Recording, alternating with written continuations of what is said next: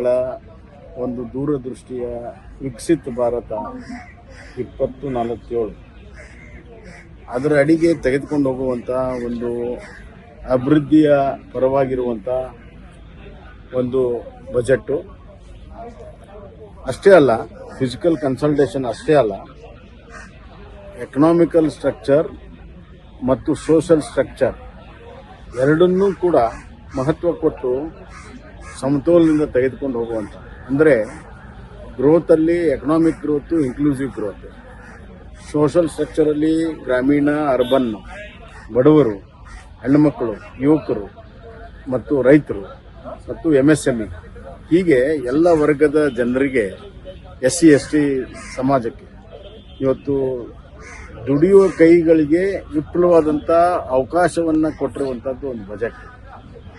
ಅದಲ್ಲದೆ ಟೆಕ್ನಾಲಜಿಗೆ, R&Dಗೆ ಕೊಟ್ಟಿದೆ. ವಿಶೇಷವಾಗಿ ಅಗ್ರಿಕಲ್ಚರಲ್ಲಿ ಆತ್ಮನಿರ್ಭರ ಮಾಡುವಂಥ ಕೆಲಸ ಮುಂದಿನ 5 ವರ್ಷದಲ್ಲಿ ನಾವು ಯೂರಿಯಾ ಗೊಬ್ಬರ ಇರ್ಬೋದು, ಅಥವಾ ನಮ್ಮ ಬೀಜಗಳಿರ್ಬೋದು, ಅಥವಾ ನಮ್ಮ ಪಲ್ಸಸ್ಸಲ್ಲಿರ್ಬೋದು, ವೆಜಿಟೇಬಲ್ ಫ್ರೂಟ್ಸಲ್ಲಿರ್ಬೋದು, ಸಂಪೂರ್ಣವಾಗಿ ನಾವು ಸ್ವಾವಲಂಬನೆ ಆಗುವಂಥ ಒಂದು ಬಜೆಟ್ಗೆ ಒಂದು ಬಹಳ ಮಹತ್ವದ ಹೆಜ್ಜೆಯನ್ನು ಇವತ್ತು ಅದಿಟ್ಟಿದೆ.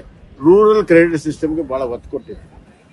ರೂರಲ್ ಕ್ರೆಡಿಟ್ ಸಿಸ್ಟಮ್ಗೆ ಭಾಳಷ್ಟು ಒತ್ತನ್ನು ಕೊಟ್ಟಿದೆ.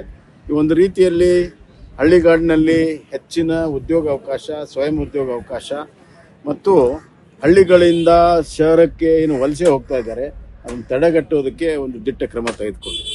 ಇನ್ನು ಎರಡನೇದಾಗಿ ಟ್ಯಾಕ್ಸೇಷನಲ್ಲಿ ಭಾಳಷ್ಟು ಸರಳೀಕರಣವನ್ನು ಮಾಡಿದೆ. ಕಸ್ಟಮ್ಸ್ ಡ್ಯೂಟಿಯಲ್ಲಿ ಸರಳೀಕರಣವನ್ನು ಮಾಡಿದೆ. ವಿಶೇಷವಾಗಿರುವಂಥ ಕ್ಯಾನ್ಸರು ಮತ್ತು ಎಲೆಕ್ಟ್ರಾನಿಕ್ಸು ಮತ್ತು ಮೆಡಿಕಲ್ ಸೈನ್ಸು, ಆಮೇಲೆ ಆರ್ಟಿಫಿಷಿಯಲ್ ಇಂಟೆಲಿಜೆನ್ಸು, ಈ ಥರ ನವ ಉದ್ಯಮಿಗಳಿಗೆ, ನವ ತಂತ್ರಜ್ಞಾನಕ್ಕೆ ಬಹಳಷ್ಟು ಒತ್ತನ್ನು ಕೊಟ್ಟಿರುವಂಥ ಒಂದು ಬಜೆಟ್ಟು ಅಂತ ನಾನು ಹೇಳಕ್ಕೆ ಇಚ್ಛೆ.